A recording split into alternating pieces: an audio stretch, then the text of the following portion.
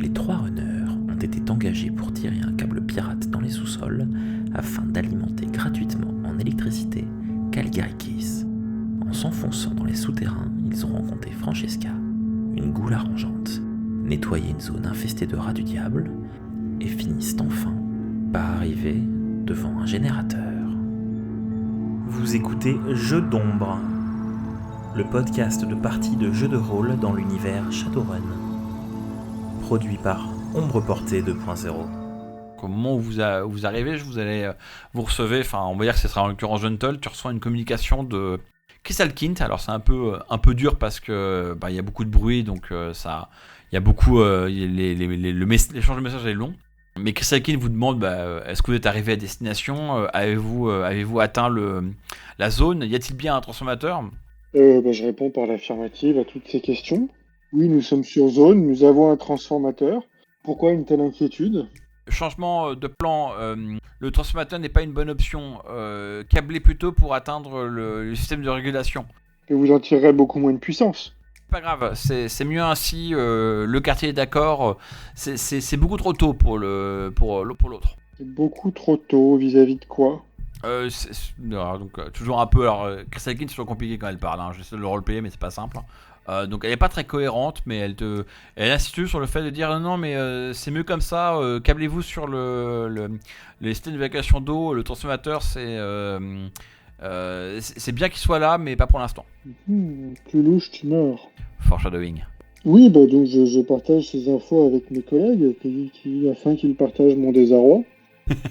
Et puis on va câbler vers le système de collecte. Hein. On a un moyen de contacter Roddy ou autre ? Faut pas oublier qui est notre employeur dans l'histoire. Justement, ce serait pas mal de le prévenir de ce qu'on vient de nous dire, quoi. Oui, on doit bien avoir moyen de le contacter, oui. Ah, c'est Crystal King qui paye ? Ouais, c'est Crystal King qui paint. Hein. D'accord. Donc du coup vous appelez Roddy, alors je vous épargne le fait de roleplayer le allô, tu regardes rien, vas-y, branche ton antenne. DMG va faire un peu de magie technomantique pour booster le signal. Donc quand vous l'appelez, c'est quand même pas une très bonne connexion. Il fait ouais, alors vous avez trouvé quelque chose là, c'est bon, vous allez pouvoir le câbler au transfo. On va pouvoir, bien sûr, c'est pour ça qu'on est payé, on va le faire. Non, on est juste surpris, on vient d'avoir un appel de Crystal King qui demande qu'on connecte non pas au transformateur mais au système de répartition. Ça nous surprend un peu parce que ça fera moins de puissance. Je voulais savoir si tu étais au courant. Alors il dit non, clairement ça fera moins de jus, putain. Je pensais qu'on tirerait beaucoup plus du transfo. Elle doit avoir raison. Elle doit bien avoir ses raisons, Crystal Kint. Je vous cache pas que je suis un peu déçu. Je pensais qu'on tirait beaucoup plus de jus que ça, mais si vous branchez au moins au système de réparation, au système d'évacuation d'eau là, de quoi ça s'appelle, ça sera pas rien, ça sera quand même pas rien non plus quoi. Il se gratte un peu la tête, il dit bon, en même temps l'avantage au moins c'est que on verra moins notre empreinte analytique quoi. Je pense qu'il y a moins de chances qu'il gaule notre câblage pirate sur le répétiteur que sur le groupe transfo. Et bon, voilà, il est en gros pour résumer, il est déçu quoi. Après, le câble arrive ici. Si dans un deuxième temps, c'est plus sûr de passer sur le transfo, il n'y aura plus grand chose à rajouter. Ah ouais, c'est clair. Limite, vous pouvez laisser le petit drone dans les parages, il ira se planquer. Et il suffira de le réactiver le jour où on va se brancher au gros transfo. Ah, c'est une bonne idée là. Là, du coup, ça lui fait plaisir, il est tout content. Ah ouais, c'est une bonne idée, ouais. Il a l'air très très branché jus. Hein. Il a l'air d'avoir le fait de récupérer un paquet de jus, ça l'intéresse. Quoi. Ok, si tout le monde est content, on arrête le drone, on cherche une autre route vers le système de répartition, et puis voilà. Qu'est-ce que vous faites du coup ? J'ai dit qu'on cherche une route vers là où on doit câbler. Oui, donc grosso modo, ça vous laisse le problème du détecteur de mouvement à régler. Je sais pas comment vous voulez vous y prendre. Il est sur la matrice. Ah oui, il est matriciel lui. Et pour le coup, maintenant que vous avez ouvert la trappe, autant vous aviez la trappe et le sol vous isolez en fait quasiment, c'est quasiment cage de Faraday, autant maintenant tu vois les signaux, donc toi tu le vois, et comme t'as pas de mur en retour à détecteur, tu vois le détecteur et puis son champ d'action. Voilà, je vais... Qu'est-ce que je vais utiliser ? Je vais compiler un sprite. Donc du coup normal, hein, je prends l'idée. Voilà. Hop. Un cracker. Allez, boum. 3 hits, 2 hits, donc effectivement tu as compilé un sprite, avec un succès de marge, mais tu as compilé un cracker. Et qu'est-ce que tu lui ordonnes de faire? Et puis décris-nous un peu le cracker et comment il va s'y prendre dans la matrice. Vends-nous un peu du rêve. Donc là, mon cracker, c'est un crabe qui sort toujours du petit château au fond de mon bocal. Hein. Donc je l'envoie jusqu'au détecteur de mouvement qui nous embête. Voilà. Et donc là, on va travailler ensemble pour s'arranger que le signal de personne ne passe continue à être envoyé plutôt que quelqu'un arrive. Et pour ça, d'abord, je vais aider mon cracker. Je vais faire une infusion pour lui donner des bonus. Vas-y, infuse ton cracker. Donc c'est une forme complexe qui va permettre de lui donner un bonus sur sa prochaine action matricielle. Donc en fait, j'ai mon bocal qui apparaît sur ma main en aura. Et il y a d'une des tours du petit château, il y a des bulles qui commencent à partir, et de plus en plus fortes. Ça fait comme un courant qui part et qui vient entourer le crabe pour l'infuser, hein, vraiment comme de tous ces 1 et ces 0 qui sortent sous forme de bulles. Et en fait, le crabe grossit un peu, change légèrement de couleur et il se sent un peu plus costaud pour la suite. Et je vais dire un truc, c'est que le crabe gagne aussi une grande agilité. Comme ça, en fait, quand vous allez commencer à avancer, en fait, dès qu'il y aura un petit signal qui sera émis par les deux mouvements, poup, il fera un saut, il sautera sur le signal pour l'éteindre, poup, tu vois, un par un comme ça. Donc, tchouk. Donc, il passe à 11 en hacking grâce à cette infusion. Voilà, pour éditer le flux et continuer à envoyer rien ne passe. Je fais la résistance du système. Hein. Alors, c'est quand même un système, sans être un système de grosse sécurité, ils ont quand même un peu. Ils ont quand même 8 dés.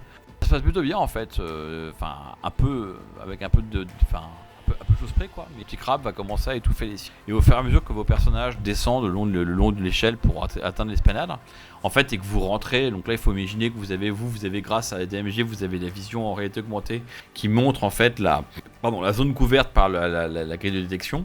Et en fait, vous la voyez comme étant une grille qui flotte à environ 20 cm du sol et qui est vraiment très visible pour vous dans la matrice. Et à fur et à mesure que vous bougez dedans et que vous la perturbez et qu'elle résonne, en fait, il y a des signaux qui doivent être envoyés. Puis on voit le crabe qui bondit sur les signaux, qui les étouffe un par un, qui tend ses pattes de crabe et qui les arrête. Et comme ça, vous traversez complètement la zone qui est couverte, sans déclencher aucune alerte. Et en fait, plusieurs fois, le crabe manque de choper un signal. Vous voyez en fait tu remarques du coup DMV que en plus de ton signal probablement central, apparemment, l'un des messages qui a étouffé le crabe était plutôt destiné à une autre partie de l'infrastructure, ce qui te fait dire qu'il doit y avoir aussi un système de défense en cas de détection d'alerte, quoi. En gros. Donc si vous aviez été repéré, tu imagines que des drones auraient été déployés quelque part, quoi, ou autre chose. C'est peut-être pas que des drones d'entretien. Voilà. Alors enfin, celles qui sont devant vous, c'est des drones d'entretien, mais il se peut qu'ailleurs il y ait un autre placard à drone. Alors du coup, j'imagine que vous continuez, du coup vous déployez votre drone qui va se trouver le canal de câblage, qui rentre à l'intérieur du canal de câblage. Vous commencez à longer la canalisation qui doit vous mener au bon endroit. C'est ça. Comme d'hab, un de mes petits drones part en éclaireur pour si jamais il y a quelque chose, un souci à l'arrivée. Ouais, fais-moi un test de perception pour voir ce que tu repères. 5 succès sur 8D. Ça y est, je me suis réveillé. Ça y est, ta malédiction se lève doucement, quoi. C'est ça. Voilà. Alors 2 secondes, je vais voir ce que tu repères. Non, c'est pas là. Ils sont où? C'est le numéro droit. Tuc. En fait, tu déploies ton drone et tu réalises que juste après le placard à drone de maintenance, juste le long de la canalisation sur la gauche, donc vraiment tout près de vous, il y a une sorte de porte dissimulée. Tu t'en es rendu compte en fait parce que lui il a marché dessus en fait, donc en fait la consistance sous les pattes du drone est différente et en fait c'est une porte semi-dissimulée qui doit se déployer et en marchant dessus tu te rends compte que c'est creux à l'intérieur et quand tu vois, enfin t'es un ragueur hein, donc quand tu vois la configuration, le machin, tu dis ok là il y a un placard à drone, donc en fait les drones de sécurité sont juste à côté de vous, ils sont littéralement à 1 ou 2 mètres. La bonne nouvelle c'est que pour l'instant vous n'avez pas déclenché leur déploiement et comme ils sont éteints, vous les voyez pas dans la matrice, hein, ils sont éteints, ils n'ont pas été allumés, mais voilà, donc c'est le module que tu repères. Après le drone continue à avancer et comme je vous l'avais dit, effectivement la canalisation que vous allez suivre vous amène à un collecteur, donc il y a un grand tuyau qui descend de la A100 et qui fait tomber des alors il s'avère qu'il pleut aujourd'hui, donc il y a pas mal de flotte qui tombe par le tuyau et en fait ce tuyau tombe au milieu d'un croisement pas à 4 voies mais deux canalisations qui se croisent, donc ça fait 4 points d'entrée possible. Et quand tu continues un peu à avancer le drone, tu vois que ça débouche sur la droite, effectivement. Ça amène. Il faut faire un demi-tour par la droite pour atteindre d'après vos estimations, atteindre le répartiteur. Ça fait quand même un grand couloir un peu exposé. Donc ton drone va regarder un peu, tu as fait 5 hits, hein, tu vas t'arrêter, tu vas regarder un peu s'il n'y a pas des caméras et de surveillance, tu n'en repères aucun. Et surtout tu ne repères pas des détecteurs de mouvement. Apparemment, ils n'en ont pas mis ici. Ils en ont probablement mis, en fait, tu théorises qu'ils en ont mis à chaque point d'entrée de la zone. Vous êtes un point d'entrée, donc voilà, ils en ont mis un. Il y en a probablement du côté de la porte Checkpoint Ryu. Tu sais pas très bien si dans le reste du complexe il n'y aurait pas d'autres points d'entrée. Mais voilà, donc pour l'instant le terrain est dégagé. Ok, parfait. Vous avancez, enfin rien de particulier à plus à faire, pas de sort à lancer, je vous fais avancer tranquillement. Non, on avance tranquillement, on câble. Hein. Alors de toute façon le drone il capte pour vous dans sa gaine pour l'instant, donc vous avancez un peu prudemment, vous passez le coin du carrefour que je vous ai décrit, hein. Vous continuez à longer la canalisation de droite pour essayer de rejoindre le répartiteur. Enfin c'est pas le répartiteur, c'est le système d'évacuation d'eau. Et avec un heureux effet scénaristique, quand vous pénétrez après avoir pris une seconde fois à droite et qu'il faut rentrer dans l'espèce d'enclos dans lequel ils ont mis ce répartiteur, au même moment vous avez votre drone qui poup un peu à la mode jeu vidéo parce qu'on entend une musique de j'ai gagné un niveau, hop il sort de sa gaine et puis hop il vient se mettre devant le répartiteur. Alors évidemment encore une fois hein, quand vous branchez les câbles sur le répartiteur en douce, lui les branche mais vous prenez le temps un peu de les dissimuler histoire que si un mec passe faire un peu de révision technique il voit pas immédiatement la dérivation.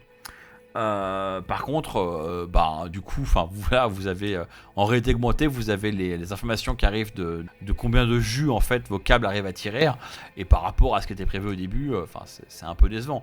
Pas pichenette, hein, vous allez pouvoir, ça va alimenter plus d'un toaster, quoi, mais c'est sûr que c'est pas une grosse dérivation d'énergie. C'est un petit peu, ça vous laisse un peu, comment dire, underwhelming, comment dire en anglais.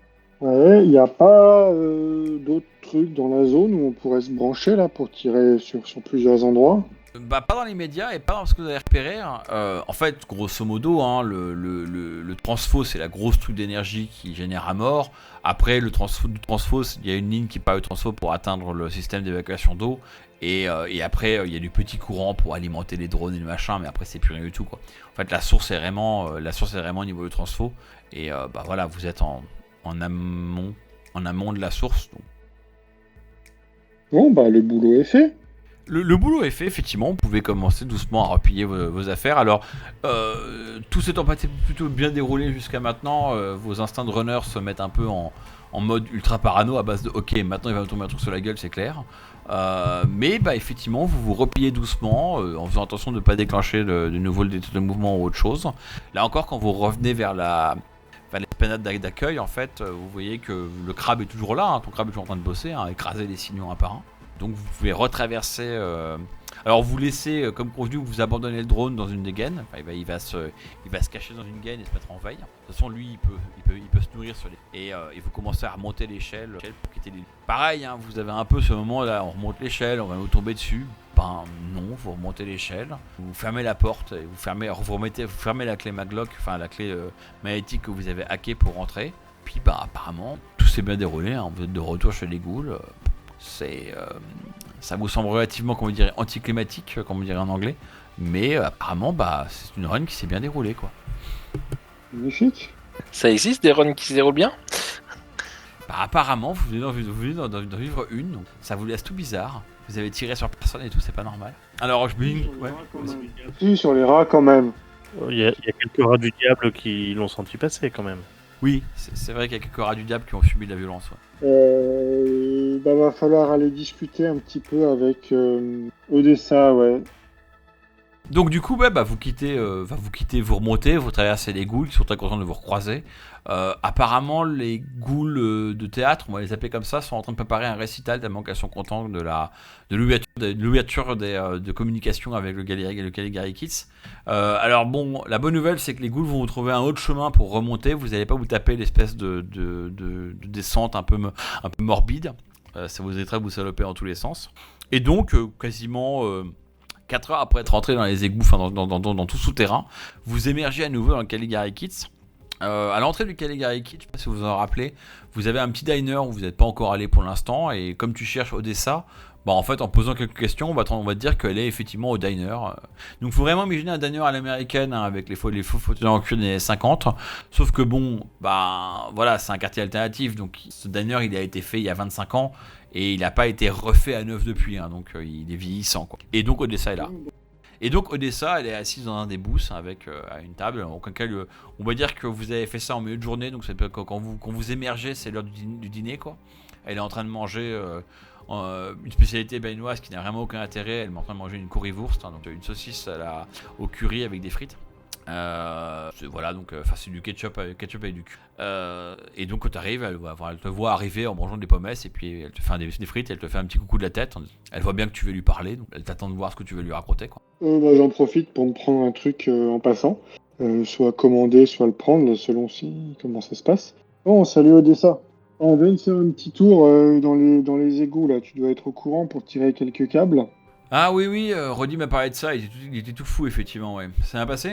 Ça s'est relativement bien passé, pas tout à fait autant qu'on aurait souhaité, parce que au final, Crystal Kind a changé d'avis sur là où on devait câbler, donc on pourra en tirer un peu moins de puissance que prévu, mais bon, c'est toujours ça de prix. Par contre, sur la route, on a croisé quelques ghouls qui vivent un peu en dessous, je sais pas si tu es au courant. Alors juste déjà, au moment où tu abordes le fait qu'il y aura moins de puissance, elle a vaguement levé un sourcil. Mais bon, elle, pour citer Lucky Luke, hein, elle, la technique, elle y comprend pas grand chose. Elle dit ouais, les ghouls, bah oui, on est conscient qu'il y a forcément, enfin voilà, les sous-sols de Berlin étant ce qu'ils sont, on est conscient qu'il y a forcément quelques-uns dans les parages. C'est vrai que apparemment là, les camés du bunker ont l'air de pouvoir évacuer leurs collègues, comme ils les appellent, sans trop de problème. Donc on a toujours soupçonné qu'il devait y avoir vaguement quelques ghouls en dessous. Et alors, vous en avez pris des problèmes les ghouls ? Vous avez dû sortir leur tirer l'ordre ? Non, elles étaient très civilisées. Il y en a même qui doivent jouer du théâtre, je pense, qui ont gardé les mêmes vêtements depuis quelques siècles, je sais pas trop. Par contre, elles se seraient très intéressées par établir quelques relations avec le Caligari Kid. Je leur ai rien promis, mais pour pouvoir tirer le câble sereinement à travers leurs repères, j'ai dû m'engager à t'en toucher un mot. Ouais, bon, elles cherchent des échanges de bons procédés, hein. Ouais, sur le principe, alors bon, après c'est toujours un peu compliqué avec les ghouls parce qu'on sait jamais quand est-ce qu'elles vont craquer et puis qu'on va te bouffer la gueule quoi. Mais en soi, je pense qu'on va pas être contre, hein. Je vais en causer un peu dans le quartier et puis on enverra quelqu'un leur causer. Enfin là, c'est plus votre taf, hein. Elle te fait un petit cadeau, elle fait vous êtes des runners, hein. Vous faites les premiers contacts, pas la maintenance diplomatique, mais ouais, on va prendre le sujet sous la main. Et toi, Graham, toi et Gentle, elles t'ont inspiré confiance. Enfin, tu les as un peu regardés comme Morgana Johnson. Qu'est-ce que t'en penses ? Écoute, moi, je les ai trouvés plutôt bien. Étonnamment bien. On s'attendait à pire quand on a réalisé à qui on avait affaire, mais très, très globalement contente quand j'ai accédé à leur requête, au moins de vous en parler.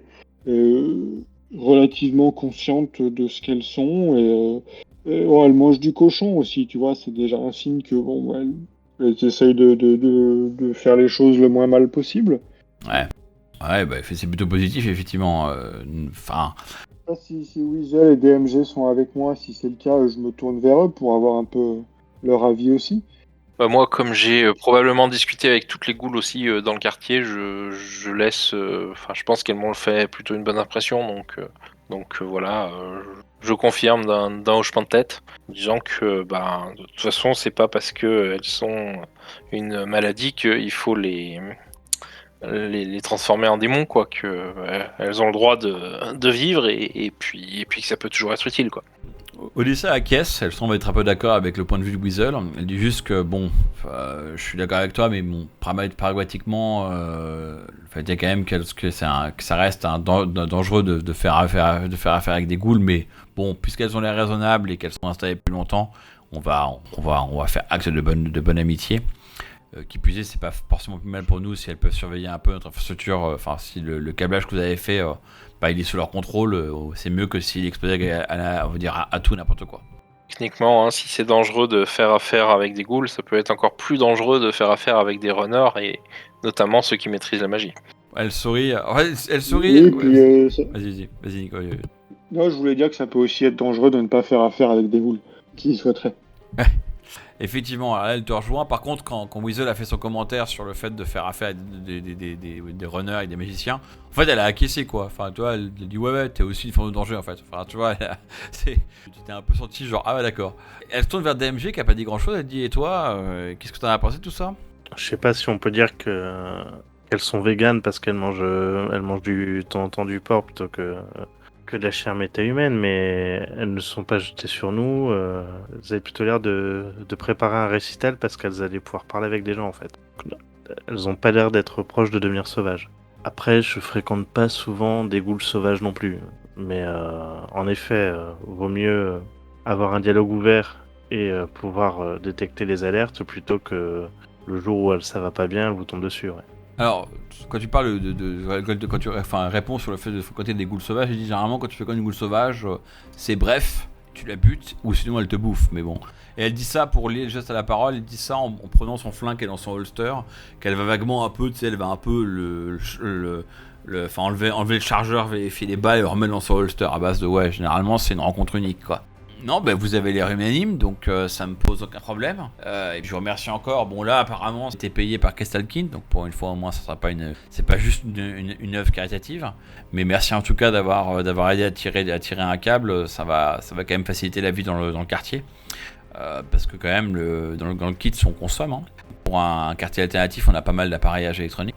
Bah écoutez, merci les gars, hein, dit-elle. Je prends le sujet des ghouls en main, on va en causer, puis je vous tiendrai au courant s'il faut que vous fassiez un follow-up. Ouais, je voulais en profiter pour lui demander un peu quel rapport ils entretenaient avec Crystal King. Comment ça se fait que l'IA paye pour ce genre de course? J'avoue que c'est un peu étrange. Elle semble s'être, cette espèce d'IA semble s'être emmourachée du quartier. Bon, elle a l'air un peu. Enfin, moi, j'ai pas eu beaucoup à faire avec elle, mais elle a l'air quand même extrêmement naïve et très émotionnelle. Enfin, la maturité d'un enfant plus que d'un adulte. Alors, vous vous rappelez qu'au moment du concert, elle avait été super. Elle avait dit ah, ça y est, je comprends. Puis elle avait disparu dans la matrice, de manière un peu, on va dire émocore. Elle dit voilà, bon. Finalement, on accueille tout le monde ici. Hein. Si on pactise avec des ghouls et qu'on accueille des. Là, elle fait référence à Aïda. Hein. Quand elle accueille des réfugiés, pourquoi ne pas non plus accueillir une pauvre IA qui semble s'être pris d'affection pour le quartier. Alors, elle dit ça quand même, mais elle lance des regards à la direction de DMG. En fait, comme tu es quand même le d'équerre du groupe, en tout cas de son point de vue, parce que bon, c'est pas sûr que ce soit clair, c'est pas sûr que ce soit clair que tu sois un technomancien. Elle parle un peu pour voir un peu comment elle dit c'est ce qu'elle pense un peu sous ton contrôle, voir un peu si tu réagis ou que tu as envie de dire le contraire, ou tu vois, voilà, comme tu es un peu Monsieur Matrice, elle te lance des regards un peu par rapport à ça. Quoi. Elle a l'air en effet de beaucoup s'intéresser à notre monde plus qu'au monde matriciel. Par rapport à d'autres IA par rapport aux autres IA qu'on croise habituellement sur la matrice. Après, quand on essaie de parler avec elle, c'est un peu bizarre. Mais de la même manière que pour les ghouls, en version beaucoup moins dangereuse. Tant que le dialogue est là, au moins on voit les choses arriver. Ouais, c'est sûr que dialoguer avec elle est pas simple. Hein. Et qui plus est, ça permet pas en plus de facilement, enfin, vu la construction de ces phrases, on peut évidemment, il y a une marge d'incompréhension. En tout cas, pour l'instant, elle est plutôt bienveillante, donc on va pas trop s'en inquiéter. Elle nous a aidés plusieurs fois et je l'ai jamais vu avoir de comportement agressif même au niveau de la matrice. Après, je me doute que les informations qu'elle récupère, elle les récupère comme un bon hacker le ferait, mais ça a pas l'air d'être dans son noyau d'être agressive. Ouais. Elle acquiesce, elle a fini ses frites, donc elle se lève en fait, et encore une fois elle ressort son pistolet là qui est dans son holster, qu'elle commence un peu à regarder, tu sais, genre une fois à vérifier comment il est truc. Elle fait bon, ceci dit, DMG, faut pas se leurrer, hein, si jamais il s'avère que Crystal Kint n'est pas une alliée mais une menace, tu seras pas vraiment celui qui devra s'en occuper quoi. En jouant, enfin, elle te dit ça en jouant avec son revolver à base de voilà, genre fais comme moi, sois prêt à faire quelque chose si jamais il faut. Puis elle range le pistolet dans son holster avant de quitter le restaurant en vous remerciant une dernière fois. Quoi. Je propose, à moins que vous ayez d'autres actions à faire, je propose qu'on peut arrêter la séance aujourd'hui à ça, hein, puisque le scénario, la run s'étant bien déroulée, elle s'est finie en temps en heure. À moins que vous ayez d'autres éléments à reprendre ou. Non, rien de plus pour moi. Je pense que c'est tout bon pour moi aussi. On est bon. Ah bah cool.